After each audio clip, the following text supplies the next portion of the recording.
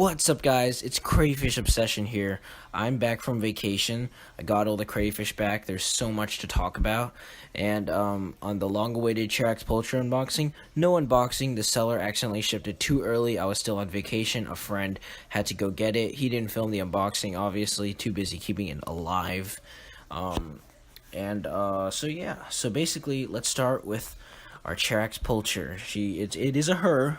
And her name is TB, and that's kind of her name. I don't know why we keep on naming things with 2 letters, but it just kind of rolls off the tongue.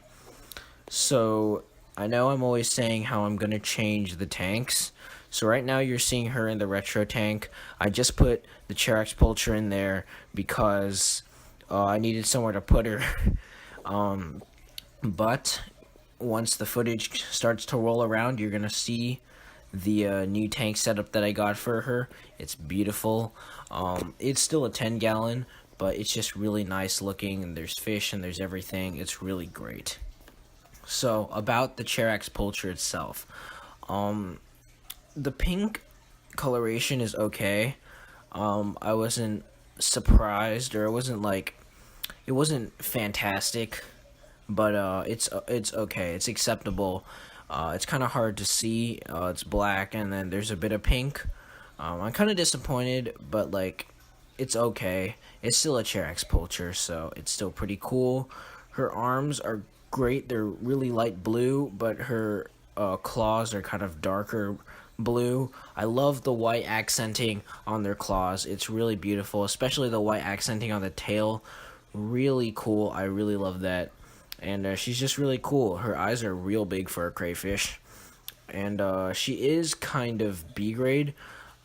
She's missing 2 legs. One, which is popped off at the joint.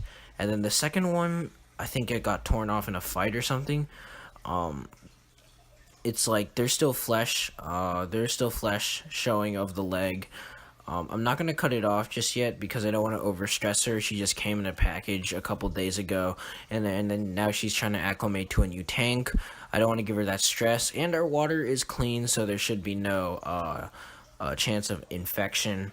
But as you can see, this side that she's on right now is where the leg came off clean, but the other side is where there's still some flesh showing. Probably in the near future until she molts.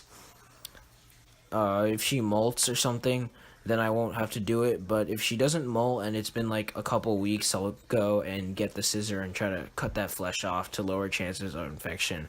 But right now, I just don't, because she's in stress right now, and stress is really hard for animals in general. So I don't want to overstress her.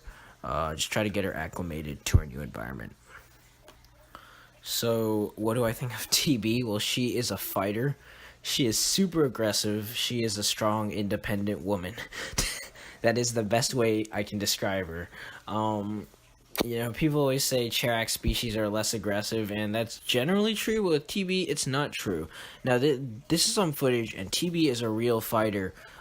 She's got some clear scars of fighting other crayfish or fish. The tail is kind of clipped at the end. That's not shell rot, but it has been clipped.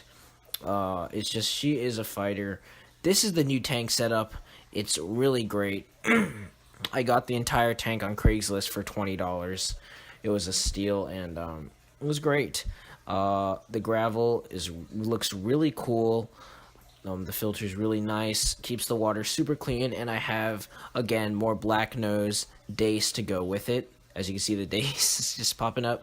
The dace are super curious about the crayfish. They haven't been curious in any sort of crayfish before, but when they saw TB, they were just like, what even is this? And I don't know if it was harassing or they were just looking, but they were crowding around TB when they first saw her.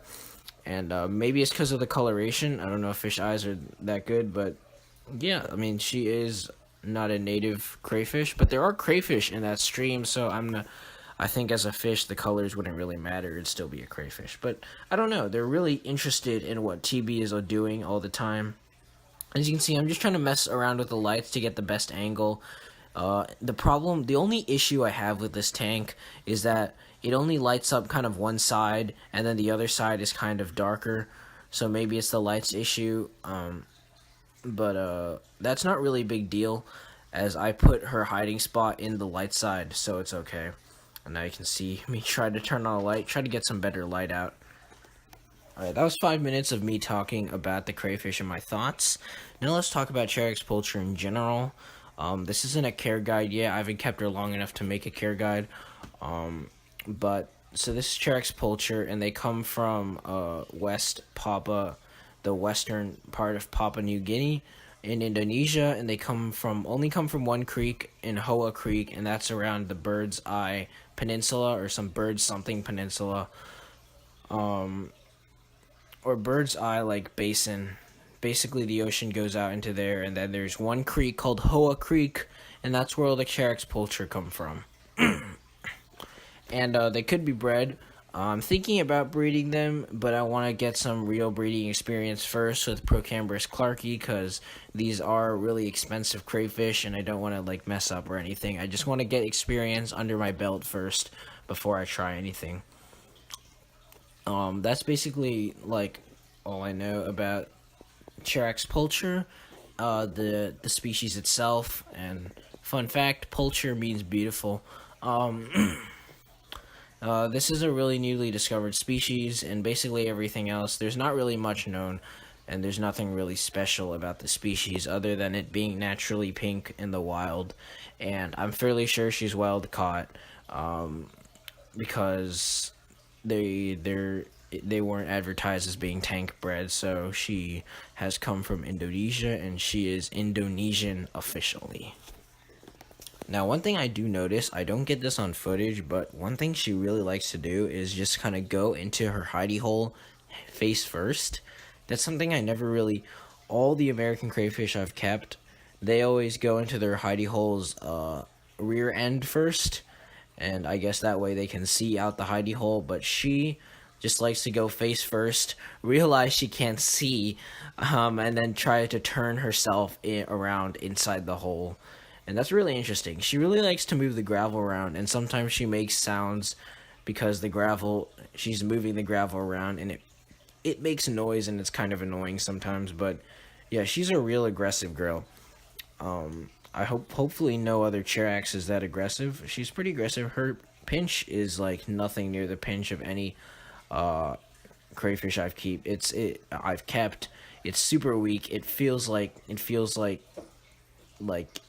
a pinch from someone's fingers. It's really nothing, and she misses all the time. So in terms of like fear factor, this is basically zero. It's just all bark, no bite.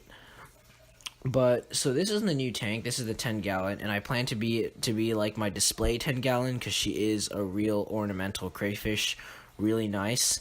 And some updates in the future. What am I gonna do? I just got two ghost crayfish, a breeding pair, and those should arrive soon. I'll make a video on those. I wanted to keep it. I'm really close to 50 subscribers. That is really cool.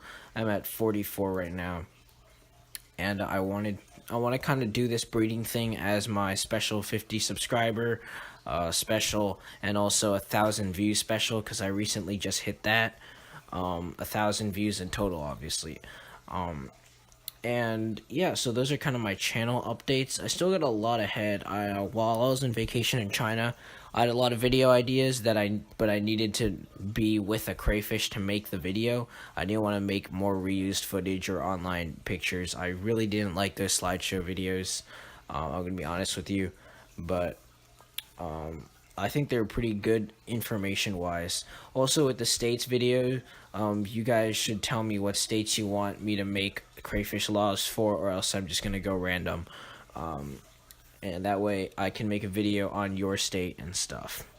So, the other crayfish, they matter too. So this is Brownie.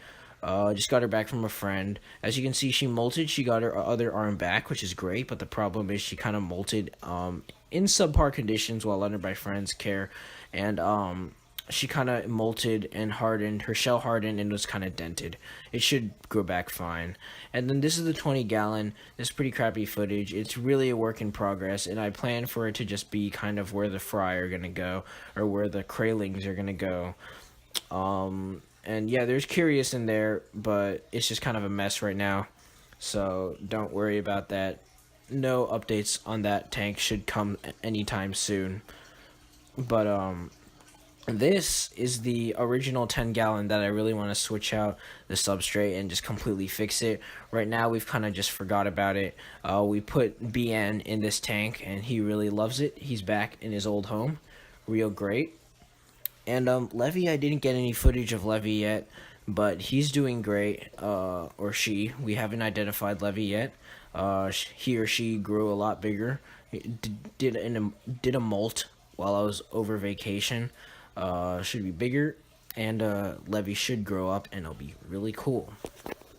So yeah, this is kind of a long video, but I just came back from vacation, and I got a lot of news. If you found this video kind of boring because it was too long, tell me in the comments, because I'm honestly really new, and I'm still experimenting on what kind of videos.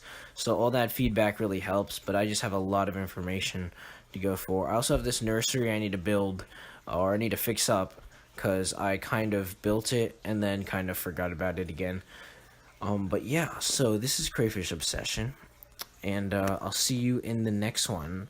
Do you guys like these kind of videos where I just kind of update you guys on everything what's going on, including my channel and the crayfish, or do you guys prefer like the direct informational videos? Tell me in the comments below, and I'll see you in the next one.